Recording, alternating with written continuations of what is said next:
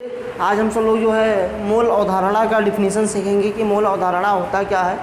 हमने इसके पहले वाले वीडियो में केवल जो है मोल अवधारणा के बारे में जाना कि उसका मान क्या होता है, उसका मान आया कैसे, और आज हम सब लोग मोल अवधारणा के डिफिनीशन के बारे में सीखेंगे। तो उसके डिफिनीशन को जानने से पहले हम सब लोग ये जानेंगे कि मोल शब्द दिया किसने। तो मोल शब्द बेटा ओस्टवाल्ड ने सन 1896 ईस्वी में पारित किया है। किसने पारित किया बेटा? ओस्टवाल्ड ने। बहुत इंपॉर्टेंट है, लिख लीजिएगा। किस सन में दिया गया? सन 1896 ईस्वी में मोल शब्द को दिया गया। उसके बाद बेटा इसको स्वीकारा कब गया?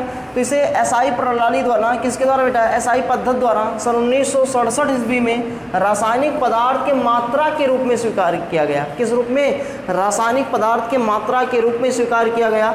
तो ये 2 पॉइंट आपके लिए बहुत इंपॉर्टेंट है, इसको याद रखिएगा कि एक मोल शब्द कब दिया गया और किसने दिया। तो मोल शब्द ओस्टवाल्ड ने दिया सन 1896 ईस्वी में। और दूसरा पॉइंट आपको याद ये रखना है कि इस मोल शब्द को एसआई पद्धति द्वारा सन 1967 ईस्वी में रासायनिक पदार्थ के मात्रक के रूप में स्वीकारा गया।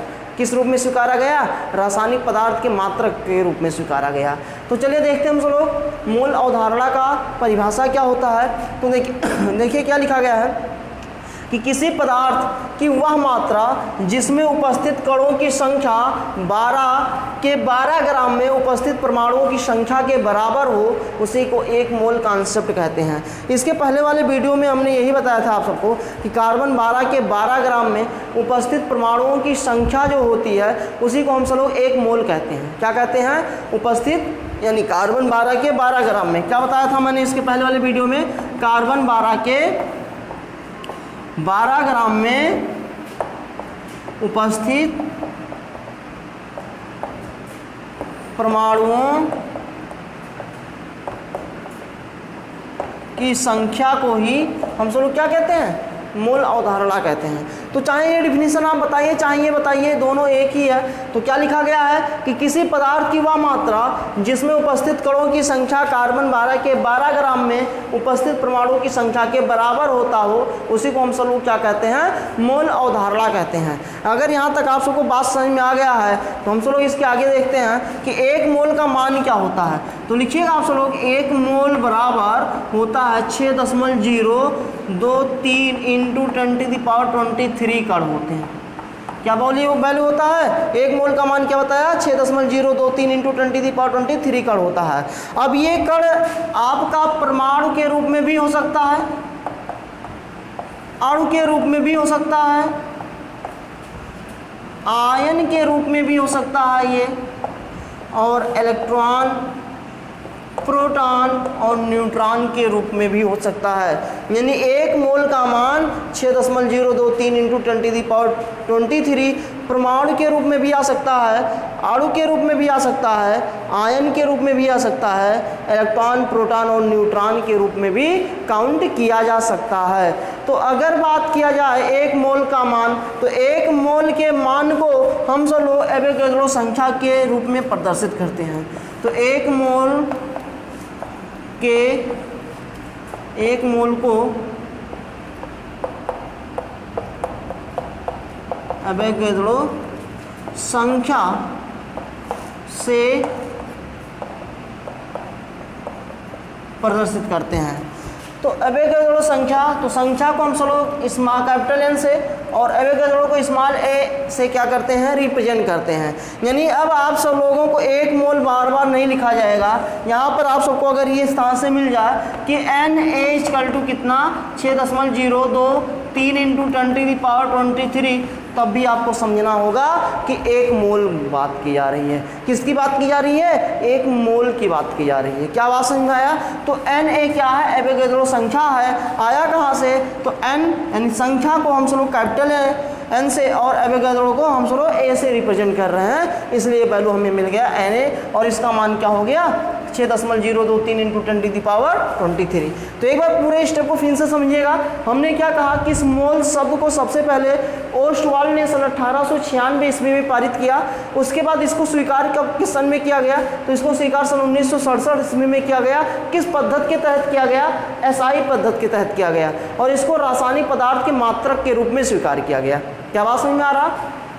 उसके बाद मैंने क्या बोला आप सबको कि मोल अवधारणा का डिफिनीशन क्या होता है, तो किसी पदार्थ की वह मात्रा जिसमें उपस्थित कणों की संख्या कार्बन 12 के 12 ग्राम में उपस्थित परमाणुओं की संख्या के बराबर हो, उसी को हम सब लोग क्या कहते हैं, मोल अवधारणा कहते हैं। और मोल अवधारणा को यानी 1 मोल बराबर वैल्यू हमने क्या बताया आप सबको कि 6.023 × 10⁻23 कण होते हैं। तो इस कण को परमाणु में भी देखा जा सकता है, अणु में भी देखा जा सकता है, आयन में, इलेक्ट्रॉन, प्रोटॉन या न्यूट्रॉन किसी में भी देखा जा सकता है।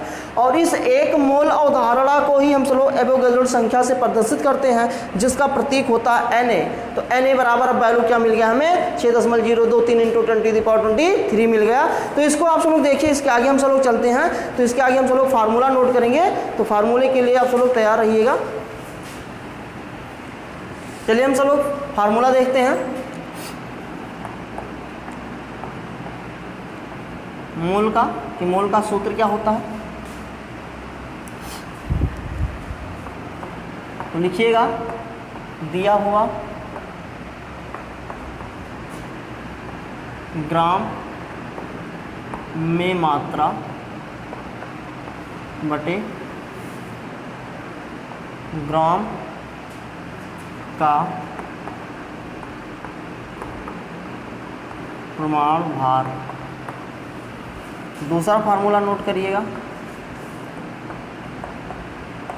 दिया हुआ ग्राम में मात्रा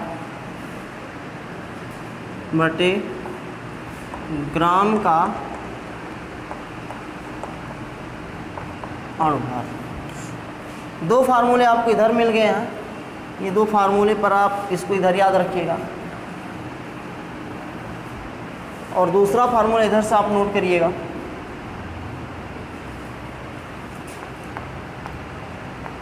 दिया हुआ दिए हुए परमाणु की संख्या बटे 6 × 10⁻23। दूसरा वैल्यू आप सब लोग नोट करिएगा यहीं पर, दिए हुए या दिया हुआ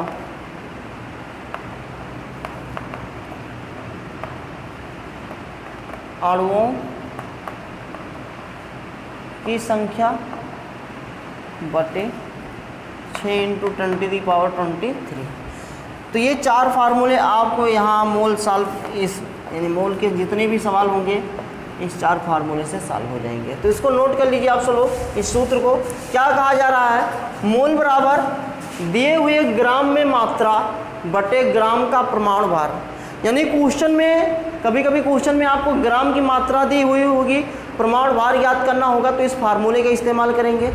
दूसरा क्वेश्चन क्या कर रहा है, दिया हुआ ग्राम में मात्रा बटे ग्राम का अणुभार, यानी ग्राम में मात्रा दिया गया होगा तो आपको अणुभार निकालना होगा, या अणुभार दिया गया होगा तो आपको मात्रा निकालना होगा।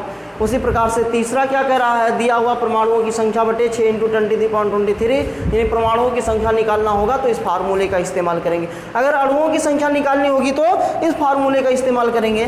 तो फार्मूला नंबर 1, 2 और ये हो गया आपका 3, ये हो गया 4, 4 सूत्र हैं। ये चारों सूत्र पर आपके सवाल लगते हैं। तो चलिए हम सब लोग पहला क्वेश्चन देखते हैं कि कार्बन डाइऑक्साइड के, क्वेश्चन नंबर नोट करिएगा, कार्बन डाइऑक्साइड के 5 मोल में, कार्बन डाइऑक्साइड के 5 मोल में उपस्थित